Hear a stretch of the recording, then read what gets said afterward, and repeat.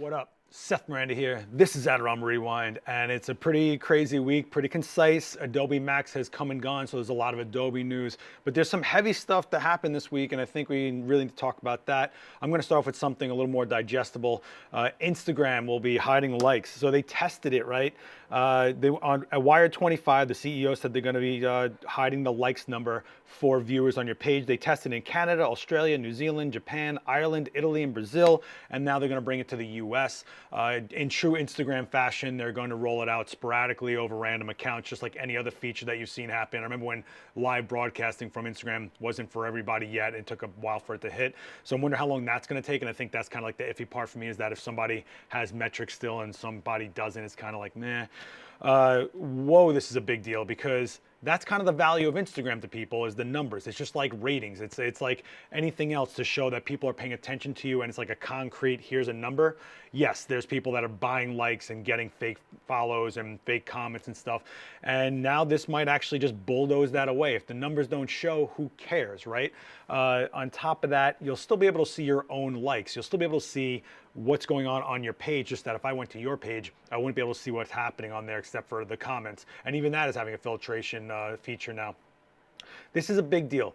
One, it's going to affect influencers, obviously, right? The people that are super popular, and brands go, oh, you're really popular, people are paying attention to you, here, take some free stuff and some money, and please tell people that it's awesome. And we've talked a lot about influencers on past episodes. It's kind of like useless. It turns your Instagram feed into like a weird wannabe promo ad infomercial. I don't know, it's kind of strange to me. But then the other thing it affects is actual content. We're going to be focusing more on what's being posted, not the numbers. And that's interesting, because a lot of people will hit follow on a page. They'll, even if they like it, they'll go, oh, do a lot of people follow this? Is this worth following? And then they'll look at the likes and stuff like that. We're going to start seeing if this affects pro photographers on how they promote their own stuff. And what I mean by that is, there's a lot of pros that came out and said, I won't even participate in Instagram anymore, because I know that it's kind of shaping the way I'm shooting. I'll shoot these images that I know will do well likes wise, and I won't really do these images that I want to do, that I really want to do this type of work, because I know it's not going to be a popular favorite. And I'm thinking this is really going to help that level out a little bit, that instead of worrying about if people will see how well their pages are doing, they can actually focus more on what they want to put out there. That being said, it's still a metric. So the algorithm works by the engagement. If you have a photo that has 100 likes versus something with the same hashtags and content that has 1,000 likes, the one with 1,000 likes is going to get pushed more to explore pages and pop up elsewhere. And that's kind of like how algorithms work, right? By engagement. In fact, you guys hitting a like on this video or writing a comment pushes the algorithm and actually gets it pushed around even more. And that's just how it works. That being said, does this affect the kids that are coming up right now? So when you see an amazing photo that had a ton of work put into it, only get 12 likes, and then somebody who's super pretty who takes a mirror selfie in a movie theater bathroom gets 12,000 likes, what's the weight there, right? So if you take that number away, will that person care about taking the selfie anymore? Do they need that validation? You still see your own likes, but do you care if likes even exist? Meaning, if I'm someone that's obsessed with taking selfies and getting validation for myself, if I don't see other pages of people to get jealous after because of what their engagement is, will I still have the same ambition? And when I say I mean metaphorically or hypothetically, whoever that person is. That's a question I'm wondering. So write me down below what you think about this. I think it's a positive thing. I'm really psyched to see that the content level get raised and people really put out what they want to put out. But the metrics still exist. We just don't see it. That's what I think you need to pay attention to on that one. Man, I feel like I said like more time than a stereotypical like 80s reference to a Valley Girl or something. And wow, like. This is a big deal. Getty Images, the leader in stock photography, is chucking what they've been doing and are going to go all royalty free. This is a big deal. So in the past, so let's talk about this for a second. In the past, you're a photographer, especially in New York, there's a ton of people going to press events, photojournalists, shooting, and they get their images to Getty Images, and then people can buy them on different levels of licensing rights. Now it's a one size fits all, they're saying royalty free, where you're actually buying it by image size. Take a look here. Let's take a look right here. So this is what the former this is what it used to look like. You'd put your image up there and then people would get it based on exclusivity. Like you would know where it's going to, who you're selling it to. You would know how much you're getting for those rights. And now what it's going to look like is purely, boom, you want an extra small, medium, or large, and you pay a one-size-fits-all fee, and you don't know where that image is going to. There is no exclusivity anymore. So the photojournalistic aspect is out of the picture. They're telling photographers that by the end of January 2020, all the images that are on the old rights model will be removed from the website, and you can resubmit those photos for this model, but that's what you're living with. You do not have exclusivity rights anymore to sell. It's really about how many people want that image and at what size, so they can use it for different reasons, whether it be small avatars or printed matter or whatever. It's up there, it's out there, and this is kind of where things are moving. Getty is claiming that year after year, they've been seeing a hit in the market on how they sell their older model, their current model, I should say, of the licensing rights. They're seeing that other platforms out there have adopted this model and are eating into theirs, and they're thinking like, hey, we're the biggest player in the game. Let's focus more on the customer. Let's focus more on the people that need the content, and they're kind of focusing less on the photographer themselves as the working commodity. This is a big shift. This is kind of like complete opposite of where they were. They were focusing more on getting the photographers their due, their pay. Will photographers sell more at this model as opposed to selling it once at the old model? Will they actually make more money? Will their images be spread around more, and will they receive more work from it? Will they get more exposure, so to speak? Now, yeah, we all know that our rent isn't paid based on exposure and photo credit. Like, oh, no, it'll be good for your portfolio. Like, no, I need to get paid. Equipment costs money, my time costs money, my skills that I've cultivated over years cost me my life. You should pay. This is kind of, man, I don't know what to say about this one. So I'm still digesting it. Write me down in the comments below if you are a stock photographer and you think that this is a positive way or a negative way to do things. Do you think that this is going to be a wider spectrum of people absorbing the content and giving money for, like buying the content? I think it could swing that way. And if Getty is claiming that the old model just isn't working out anymore, I have to kind of put faith in that. They're enormous. Getty Images is enormous. All right, Adobe Max went, and you can check out the Adorama blog 42 West, and you can get a quick digestible down, boiled down version of everything that went down. We're gonna go into a few things that went on.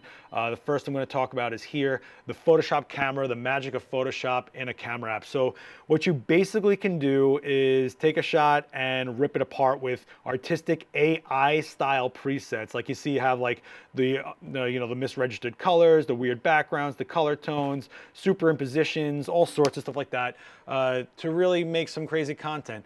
This is kind of a big thing. I know that people say like, well, Photoshop already exists on the phone. Yeah, but it's like super, you're doing something to the image, right? You're in there and manually doing stuff. With this, it's kind of giving you a lot of options. So if you're not someone that's savvy or wants to even spend the time, but wants to constantly pump out images that are not so uniform and want people to plug into your content, your platforms, this is kind of for you, right? The vlogger, the fashion blogger, the person that just wants to get their phone, talk, or take a shot and keep feeding that machine that they built with social. This is kind of for that. Or quick filler, right? If you needed something to promote like an event, you have this as a background now, and it's just super, super fast because that's the speed we're going at. It's like we're almost in real time right now, and that's what I keep saying is that going live is kind of the way to go. Like even this is basically live. It's pre-recorded, but I'm doing it in like one shot if you haven't noticed. And everything I do is live. The demos, every time I talk on my own channel, anytime I do anything, it's live to camera because people want real time, and I think that's what's going to happen here. The fact that we're seeing phones being looked at by Adobe and ProPhoto making that light, and other companies that aren't looking at a way to integrate their technology to the phone, but rather harness the phone itself as the main component, shows you that phones are a real player in the game, especially that iPhone 11 with like the 60 billion lenses on it, and people are giving it reviews as if it's a camera more than a phone. And there's also rumors of Apple developing an actual camera. We don't know what's going on, but this is just really interesting, and this shows that a lot of high-end companies are paying attention to phones heavily, not just like, oh, we'll make an app. oh, we'll do this. Oh, no, they're actually treating it like it's an actual platform. And let me know down below if you have been fearing the phone or if you have been adapting the phone. And I think that's like the two things, right? Either you go with it or you complain about it and wonder why no one's hiring you for things, because people want fast, digestible content. I think digestible is my word this week. I always do like a word, right? Okay, Adobe also wants to help authenticate your photos. This is a pretty interesting concept. What it basically is saying is right here, they're gonna have a metadata standard that tracks the change of the original file. So it's basically like a history of what was altered in the image attached to the image. And then they wanna do an image registry, which is kind of like a blockchain style format. So you can always trace it back to where it came from. There's always like an encryption sort of to it that lets people know the origin of it. Couple things to keep in mind here. One, metadata is great, but once it hits like a social platform like Facebook or Instagram, it's stripped anyway. So you don't really know what was altered. And by the time people get images in their hands with their phone, it's at that point. It's on those platforms, you know? So this is a good idea. I think there's a lot of ironing out to do. And there's also a lot of adoption by an industry and society, not just a private industry, a professional industry, but that kid on their phone, that phone itself or whatever platform that kid is plugged into, it needs to adopt this as well in order for the metadata to work. The image registry, we've seen this actually tried, I think like 2 or 3 times in the past, but I think we might have the infrastructure cybernetically to actually handle it this time. That's right, I said cybernetically and I don't even know if that's a word. More Adobe news. They are going into showing you an AI tool that can actually show you photo manipulation and how to reverse it. Basically, it puts out a heat map of what was altered on an image in what way, and then can actually reverse it. It doesn't actually bring it back to the original form because obviously we need the original pixels there, but it basically is like the ultimate history tool kind of. This is just a demo pretty much. It wasn't anything too for real, but it shows what they're working on in their AI components. So I think what this shows is that there is a group, an audience, a market, an industry that's looking at what we have out there, and people are getting tired of, here's the image and then here's a filter of fakeness in front of it and then there's you. I think just like me, I've been saying time and time again that I just don't want to look at Photoshop. I want to look at the image you shot. Yeah, you can argue that the camera is interpreting things, sorry, see, live. Interpreting things the way that sensor absorbs, like all color is different through different cameras, all tonalities, skin tones, got it. But to have altered pixels, I don't really need to see that. I want to see the actual images. And I think we're getting to a place where people want to see things live. They want to have no lies in front of their face, no alterings, no edits, no ultra polish, no clean cut. They want to know what's going on out there. And you can't help that, right? It's just like, I guess that's kind of a way of thinking of, we want to go back to analog in a digital means. Kind of weird, right? Sorry for that jump cut. Something just happened with my mic. So Adobe's also going even more live by doing live streaming inside their apps. Yeah, check this out. So you can actually have a Screencap live stream going right into YouTube or their own platform, Behance, which is pretty interesting. It's still in the early stages. They're still figuring things out, but this shows exactly what I'm talking about. In fact, you had platforms like Twitch, which Adorama recently adopted. We started it back in May, and it's really, even though you think of Twitch as gaming, it's really a screen capture live streaming service where you can, platform I should say, where you can watch someone's screen and what they're doing. And a lot of people doing 3D modeling on there, illustration, Procreate, the drawing application, Photoshop, Capture One. A lot of people doing a lot of things on there. And Adobe's like, hey, wait a second, let's just put it right into our apps, because this might be the level of education that we're at, is real-time education of people showing how they do things and real sharing of content and methodology and information. And it's pretty interesting to see this type of stuff cutting out middlemen and just going right into the actual app itself, which is pretty great. We're starting to see, apps talk to platforms and vice versa. So instead of you recording yourself doing a Photoshop edit, or maybe editing in Premiere and cutting it up and parting it together in a nice little package and putting it on YouTube, you can be editing in real time right from your app onto YouTube and having a chat room going, wait, what was that thing you did there? Oh, I saw that you did this. I do it this way. Can that work? And then this is how you really connect. This is real social connection in a creative sense. Okay, I'm going to leave Adobe news there, but we're going to talk about some gear news. Canon, what? They just dropped like, here, check this out. Yeah, Canon released the EOS Ra, which is basically the R mirrorless with a different IR filtration system for astrophotography. Yeah, it's pretty interesting what they did here. It's modified. It's basically the R, but modified for cutting through some of the light pollution in the night sky. It also reacts more sensitively to like nebula light rays. So like, you know, hydrogen burning, that wavelength of light it's more sensitive to, and therefore it'll do a better job in night sky photography, as well as cutting out light pollution from like city lights and stuff, because it's recording a different IR wavelength. Ugh, yeah, nerdy, but for astrophotographers, I know that this is super important. There's plenty of like lens filters that people put on there, but they claim that not all of them are created equal, and to have a sensor itself be modified filter-wise for this is pretty ideal. And this is also, you know, kind of out of nowhere, right? Like we saw the R, we saw the RP, which is their introductory full frame mirrorless, and now the RA, and I'm pretty sure they're just like, hey, we can do this. Let's just put this out for that genre photographer, and they did it, right? They took the same camera and they modified it. It's kind of like getting a saline Mustang. It's a Mustang, but you know, they kind of mess with it a little bit. I'm wondering how many people are out there are super psyched on this, how many astrophotographers are out there. I know that it's a specific form of photography, but in that sense, you're going to want to have a specific tool for it. And also, I know that there's been issues with other cameras out there that are called star eaters. I know the Sonys have had issues where they have something in their sensor where they try to mess with the noise in the shadows, and doing that causes them to swell up the pixels a little bit and eat stars. It's kind of like the dust and scratches filter on Photoshop, where if you ever push that slide all the way, you can actually watch like swell up all your contrasty lines to eat up anything that's on dust and scratches if you had like a scanned in negative or something. It's kind of like that. But obviously this camera won't have that issue. Leica, yeah, Leica has dropped the SL2. It's a few years after the first one, and the SL was a great camera. This thing is like doubled over, double the res, all sorts of stuff. It's a beautiful camera, super minimal. We did a video on it with Omar Robles, but it's a 47 megapixel camera, 4K 60 on a full frame sensor, 5K 30 crop video recording.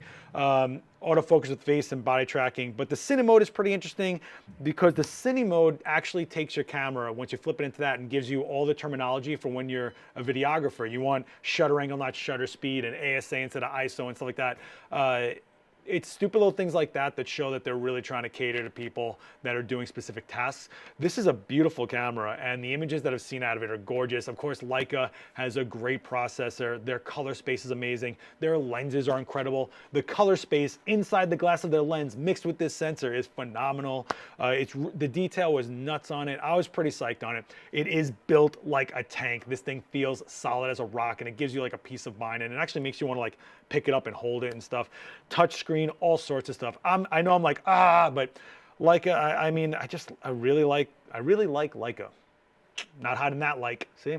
So we gave the Leica to Omar Robles, the SL2 obviously, and he shot this dancer, which was beautiful, and it was crazy to watch him shoot with it. He's a Leica shooter, so he can give you some insight to what was great about it and what he liked about it. You can see this thing is just super built.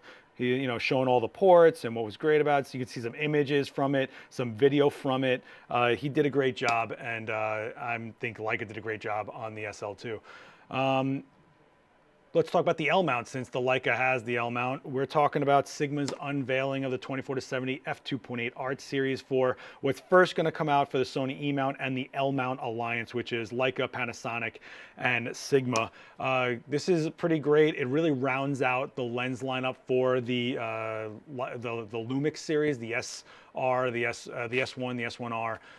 It really shows that they sped up and really thought about how to put out a new system and then give you all these options for it. So good on them. And Sigma has been really stepping up the game lately. If you haven't been checking into that company, I suggest you do that. Along with that, Panasonic has unveiled the 7200 f2.8 and 16 to 35 f4 full frame with an L mount. So they're really rounding out what's going on here. I mean, this is nuts. They got the 50 millimeter 1.4, the 60 to 35, the 24 to 70, 24 to 105, and two different variations of the 70 to 200, a 2.8 or an f4.